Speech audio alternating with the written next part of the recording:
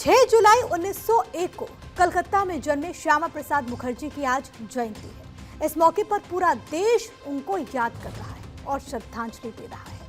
प्रधानमंत्री नरेंद्र मोदी, गृह मंत्री अमित शाह और बीजेपी अध्यक्ष और केंद्रीय स्वास्थ्य मंत्री जेपी नड्डा समेत बीजेपी के सभी दिग्गजों ने आज श्यामा प्रसाद मुखर्जी को याद किया।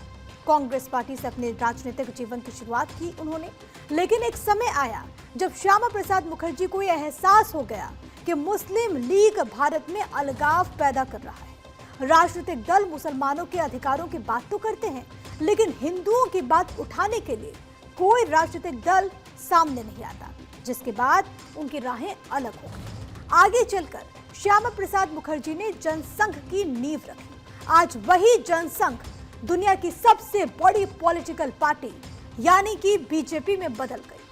आज उनकी जयंती पर पीएम मोदी ने एक वीडियो पोस्ट करते हुए श्यामा प्रसाद मुखर्जी को याद किया। सबसे पहले उस वीडियो की एक झलक आपको दिखा देते हैं।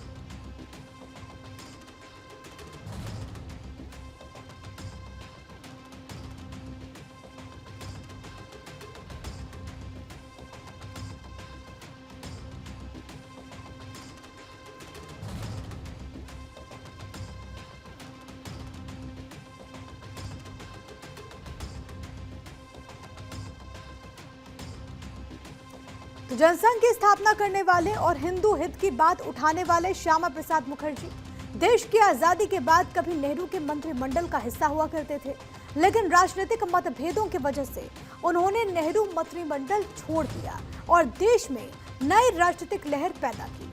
आजादी के बाद पहली बार सरकार का गठन और मंत्रिमंडल की स्थापना हुई। पहले मंत्रिमंडल में पंडित नेहरू ने महात्मा गांधी और सरदार वल्लभ भाई पटेल के कहने पर श्यामा प्रसाद मुखर्जी को उद्योग मंत्री के तौर पर जगह दी। हालांकि उस समय परिस्थितियां ऐसी थी कि श्यामा प्रसाद मुखर्जी उसे देखकर शांत नहीं रह पाए। इसके बाद उन्होंने साल 1950 में अपने पद से और कांग्रेस पार्टी से इस्तीफा दे दिया। श्यामा प्रसाद मुखर्जी मानते थे कि नेहरू लियाकत पैक्ट के जरिए हिंदुओं के साथ धोखा किया गया।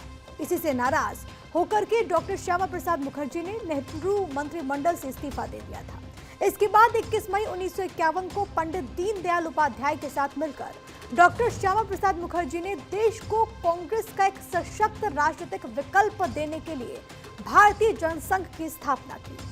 21 अक्टूबर 1951 को पहले अखिल भारतीय सम्मेलन का आयोजन हुआ। इस दौरान डॉक्टर श्यामा प्रसाद मुखर्जी को जनसंघ का अध्यक्ष और पंडित दीनदयाल उपाध्याय को महामंत्री चुना गया। साल 1952 में पहली बार आम चुनाव हुए। इस दौरान बंगाल से जीतकर श्यामा प्रसाद मुखर्जी पहुंचे लोकसभा। इस दौरान सदन में श्यामा प्रसाद मुखर्जी कांग्रेस के खिलाफ मुखर होकर बोलते थे। जम्मू कश्मीर को लेकर उनका रुख यही था कि भारतीय संविधान के अनुच्छेद 370 को निरस्त कर दिया जाए। आगे चलकर जनसंघ के ही नेताओं ने भारतीय जनता पार्टी की स्थापना की।